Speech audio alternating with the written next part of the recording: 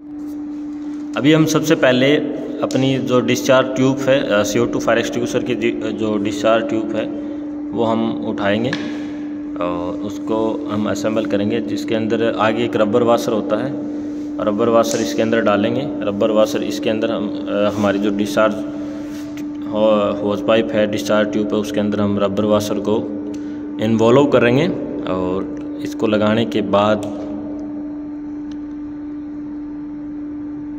CO2 का जो assembly part है, CO2 फायर एक्सटिंग्विशर का जो हमारा असेंबली पार्ट है उसके साथ हम ऐड करेंगे।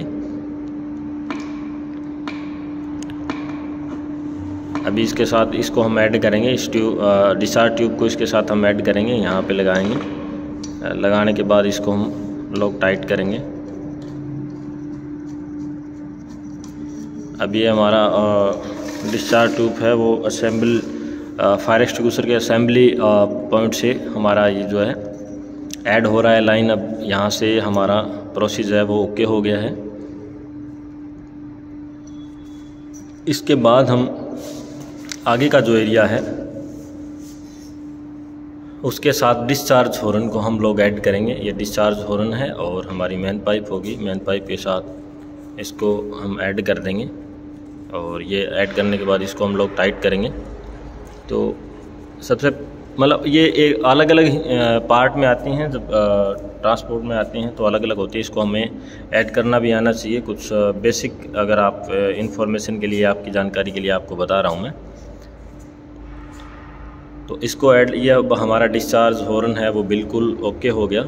ओके होने के बाद ये सबसे पहले जो आपका ये सेफ्टी पिन होती है, ये सेफ्टी पिन का पार्ट है, ये है ये हमारी सेफ्टी पिन होती है, ताकि इसको कोई बाई मिस्टेक से इसको जो है छेड़े ना, इसके लिए होती है। और ये वाइल वाल होता है, ऑपरेटिंग होता है, यहाँ से हम इसको यूज़ कर सकते हैं। इसके साथ ही इसका कलर कोड जो होता है वो ब्लैक होता है। CO2 फायर एक्सटिंग्विशर को हमेशा ध्यान में रखिए कि इसके ऊपर बैंड भी लगा होगा ब्लैक, और वैसे भी आपको ध्यान रखना अगर नहीं है तो CO2 फायर एक्सटिंग्विशर का कोड है वो ब्लैक होता है। और ये जो हमारे पास है ये 4.5 kg की मात्रा में है, यानी 4.5 किलोग्राम इसका हमारा CO2 का वजन है।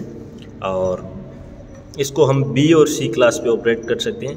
A पे क्रॉस है, A पे नहीं कर सकते, क्योंकि A पे जिसका हमारा अगर गत्ते वगैरह की आग लगी होती है तो नॉर्मली इससे ये क्या सब हाई स्पीड होता है तो इससे उड़ जाती है, फैलने का खतरा रहता है, इसलिए इसको A क्लास पे यूज़ करने से हम लोग बचते हैं।